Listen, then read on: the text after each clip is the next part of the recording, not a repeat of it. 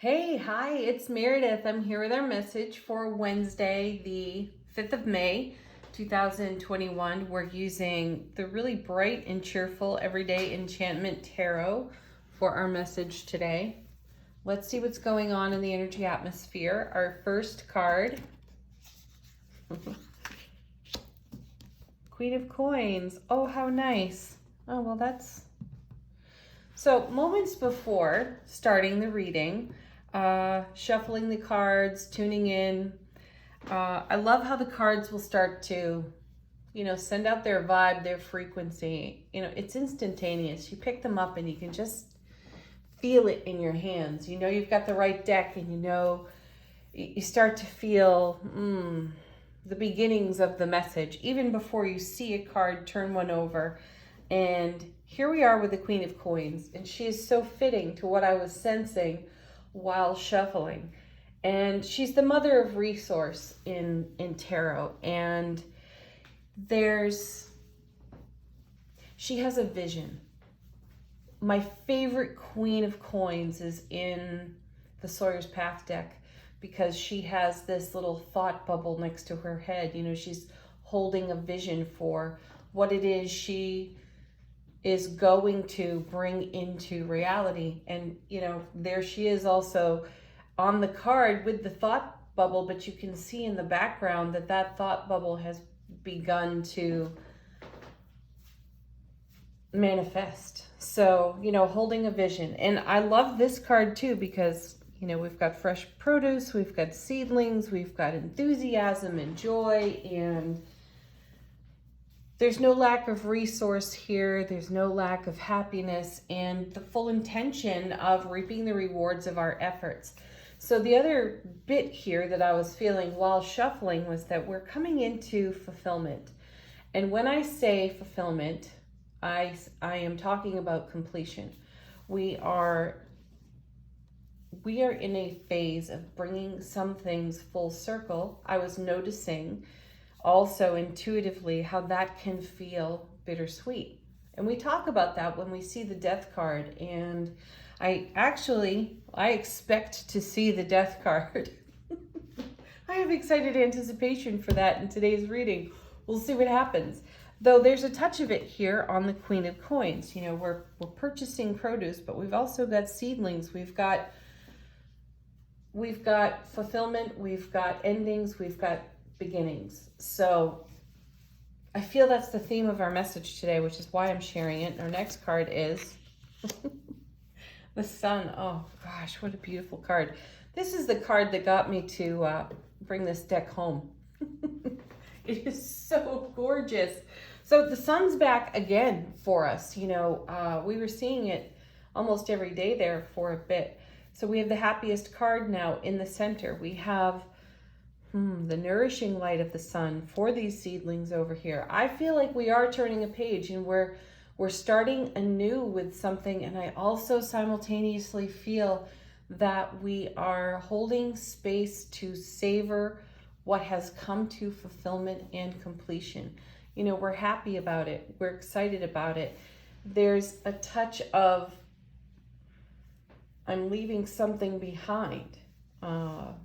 There's no grief, there's no sorrow. I think you all understand what it is I'm talking about, and I feel that energy is in the atmosphere today. We could be having some sentimentality for the beautiful things that have come to pass, and we are witnessing ourselves in the process of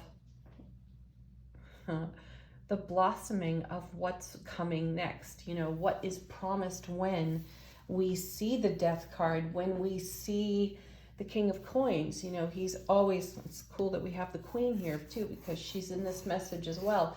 He always has his eye on what's now. He celebrates what's now. Clearly you can see that in the Queen's card, and has an eye on the oncoming. This is what you see with the seedlings in the card. This is the blossoming of what's next. We have beautiful, brilliant, happy clarity shining its light on all of that. So we can see it all, savor it all, celebrate it all, and reminisce about it all too. And then we have, look at that, 10 of Cups. Well, we have a 10, a fulfillment card, one of the happiest fulfillment cards in tarot. It's the Ace of Cups to the power of 10. And 10s in tarot really are about fulfillment and completion and moving on to the next phase. And we've got it here in the reading. It's really beautiful that we have the sun in the center, because this is love, bliss, and joy, happiness on overflow. Then you have the Ace of Cups to the power of 10 on overflow. I'm not sure which day we had it, but whether it was Monday or yesterday that we had the Ace of Cups. Anyway, it's here. It's overflowing into our world. And I feel the core meaning on this reading is keeping our heart-based focus on all that we have accomplished, all the gifts that we have manifested, the visions that we continue to hold for ourselves, the directions that we are heading in, and heading in joyfully with brilliant clarity, eyes wide open. You know, we've had a message this week of leaving no stone unturned. And I feel that that's where some of the savoring and even potentially this influence of bittersweetness comes within the energy atmosphere for us. So be present with it all and celebrate it all and share the bounty, the abundance of wisdom, of resources even, and stories and tales from your journey, because that's uplifting. All right, let's go do our angel answers. This is your opportunity to ask a question of the cards, have a fresh message, or confirm something that's going on personally for you in your world. Our first card is Helpful People. This one's back again.